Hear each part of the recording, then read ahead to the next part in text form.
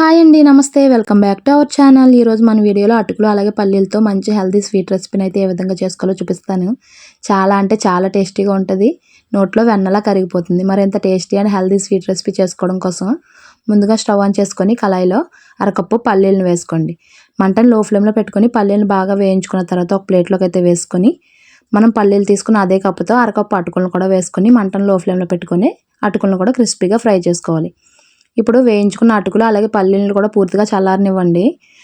పూర్తిగా చల్లారిన తర్వాత పల్లీలకు పొట్టు తీసేసి మిక్సీ జార్లో వేసుకొని మెత్తగా మిక్సీ పట్టుకోవాలి.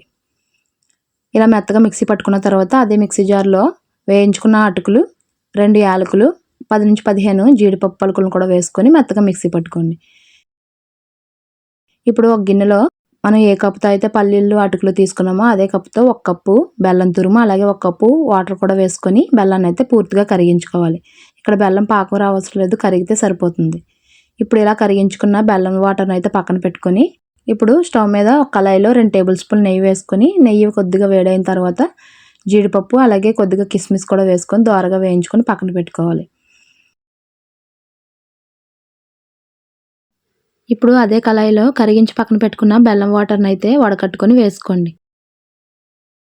మంటని మీడియం ఫ్లేమ్లో పెట్టుకొని ఈ వాటర్ని అయితే కొద్దిగా మరిగించిన తర్వాత ఇప్పుడు మిక్సీ పట్టుకున్న అటుకుల పల్లి పొడిని కూడా వేసుకొని ఎక్కడ ఉండలు లేకుండా బాగా కలుపుకోవాలి. మంటని లో ఫ్లేమ్లో పెట్టుకొని ఈ స్వీట్ని అయితే ఉడికించుకోండి. ఇలా కలుపుతుంటే కొద్దిసేపటికి ఇలా దగ్గర పడుతుంది కదా, అప్పుడు 2 టేబుల్ స్పూన్ నెయ్యి వేసుకొని మరి కొంతసేపు ఉడికించుకోవాలి. ఎక్కువ టైం అయితే పట్టదు, చాలా అంటే చాలా త్వరగానే అయిపోతుంది. 5-10 నిమిషాల్లోనే మనం స్వీట్ చేసేసుకోవచ్చు. చూడండి, ఇప్పుడైతే ఈ స్వీట్ నుంచి నెయ్యి రిలీజ్ అవుతుంది కదా, ఇప్పుడు వేయించుకున్న జీడిపప్పు కిస్మిస్ కూడా వేసుకొని ఒకసారి కలిపి స్టవ్ ఆఫ్ చేసుకోండి. అంతేనండి, ఎంతో టేస్టీగా ఉండే అటుకుల పల్లి హల్వా అయితే రెడీ అయిపోయింది. చాలా అంటే చాలా టేస్టీగా ఉంటుంది. నోట్లో వెన్నలా కరిగిపోతుంది. మీరు కూడా తప్పకుండా ట్రై చేయండి. ట్రై చేసి మీకు ఎలా కుదిరిందో నాకు కామెంట్ చేసి చెప్పడం అయితే మర్చిపోకండి. ఈ వీడియో కనుక నచ్చితే లైక్ చేయండి, అలాగే నా ఛానల్ని సబ్స్క్రైబ్ చేసుకోండి.